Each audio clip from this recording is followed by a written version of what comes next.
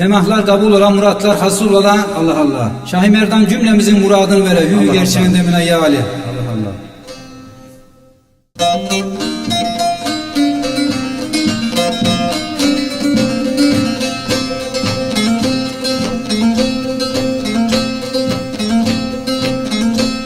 Bugün pir bize geldi, la ilahe illallah. Günleri taze geldi, la ilahe illallah. Amber'in önü sıra, la ilahe illallah. Ali gel mürteza geldi, la ilahe illallah. Ali benim ahimdir, la ilahe illallah. Yönü kıblegahımdır, la ilahe illallah. Mihraçtaki Muhammed, la ilahe illallah. O benim padişahımdır, la ilahe illallah.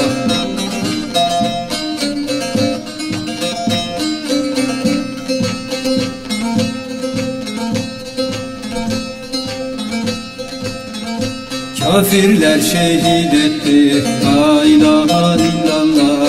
İmanların hepsi, la ilahe illallah. Hasan'a alıverdiler, la ilahe illallah. Hüseyin'e kıydılar, la ilahe illallah. Zeynal ile Bakır'ı, la ilahe illallah. Bir zindana koydular, la ilahe illallah. Zindanda bir ezadır, la ilahe illallah. Cafer yollar güzeldir, la ilahe illallah. Cafer'in de evladı, la ilahe illallah. Kazım Musa Rıza'dır, la ilahe illallah. Tagın adı Allah'dır, la ilahe illallah. Çeşmim yaşı çağladı, la ilahe illallah. Hasan Ali askeri, la ilahe illallah. Mehd 12'ye bağladı, la ilahe illallah. Pir dediler Ali'ye, la ilahe illallah. Hacı Bektaş Veli'ye, la ilahe illallah. Hacı Bektaş tacını, la ilahe illallah. Vurdu Kızıl Deli'ye, la ilahe illallah.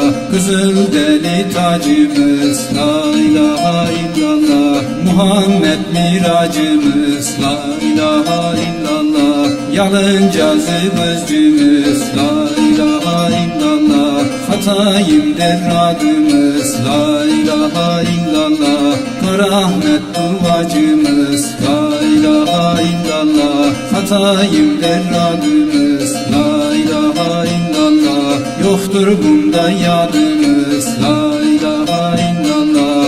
12 imam aşkına, la ilahe illallah. Bir Mevla muradımız, Allah Allah. Allah Allah. Tevhid turan eller, Allah Allah diyen diller dert Allah bela Allah. görmesin. Hü gerçeğin demine ya Ali. Allah Allah.